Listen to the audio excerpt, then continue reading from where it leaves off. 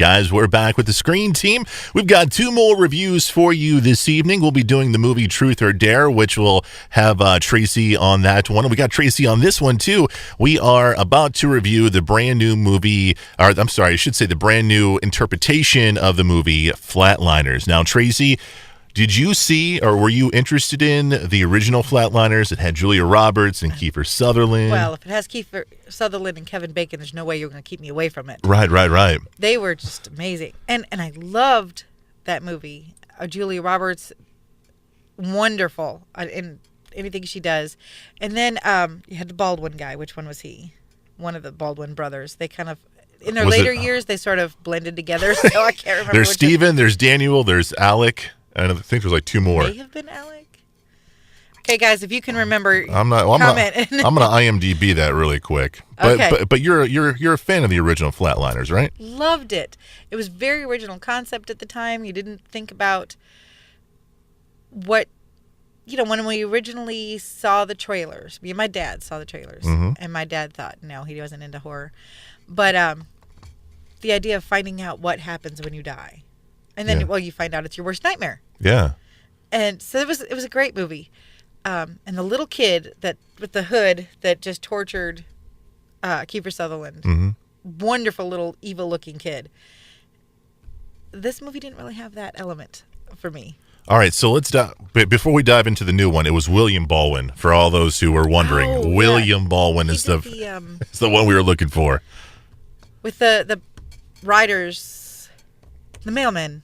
Pony Express. There was a TV show. He was on that. Really? Old Billy Baldwin was on that one? He was blonde. All right. Good to know. All right. So let's get into this new Flatliners. Came out in September of 2017. Obviously, it looked like, from the trailer, it looked like the same concept, right? They're trying to go to the great beyond and see what happens. Is that right? Yes.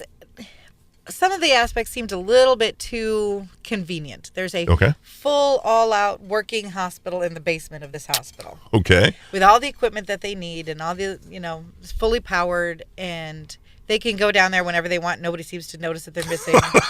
It's very convenient. Whereas in the first movie, they had to set up makeshift lab in an old cathedral, and that's right. They had to steal all their equipment, and it was dark and scary and forbidden. And this one was just kind of like, hey, let's go downstairs and horse around and have a lab experiment. Yeah.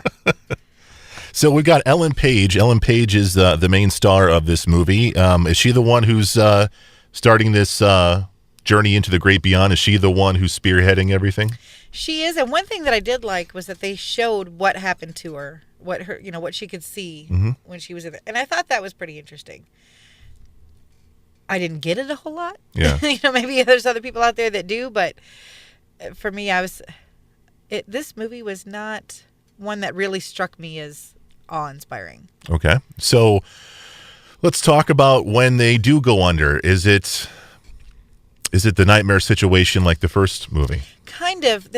Their worst regrets haunt them, but not in the same exact way.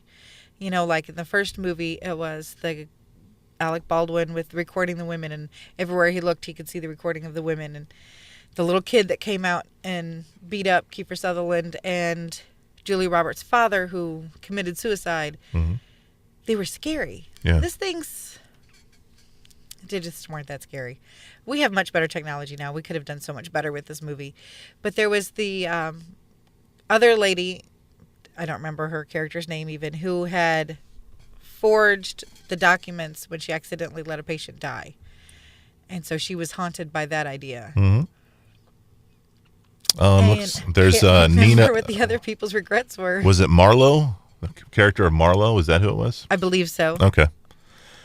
So what do you think is the biggest problem with this film? Is it the acting? Is it the screenplay? The directing of the movie? What do you think is the biggest problem? It just all blended into one background noise. Like I completely watched the movie and I could not tell you what specifics. happened. Yes. It was just like one of those movies that you have in the background while you're doing something else. And, yeah. And I was in there watching it and I could not tell you. I know Kiefer Sutherland was a guest appearance on there. He played their instructor. Yeah. So what was it? Did he have a major role in it, or was it just a couple of scenes? No, just from what I can remember, a couple of scenes. Yeah. So this movie had a hard time holding your attention, to It say really the least. did. Yeah. So would you recommend it to our listeners and viewers out there, or you just tell them to pick something else? If it's on Netflix, you might as well give it a try. Yeah. Maybe they'll like it more than I will. Yeah. But if you have to choose between the two, you're going with the original, right? Oh, 100%. All right. The movie is called Flatliners. Came out in 2017. Ellen Page, Diego Luna.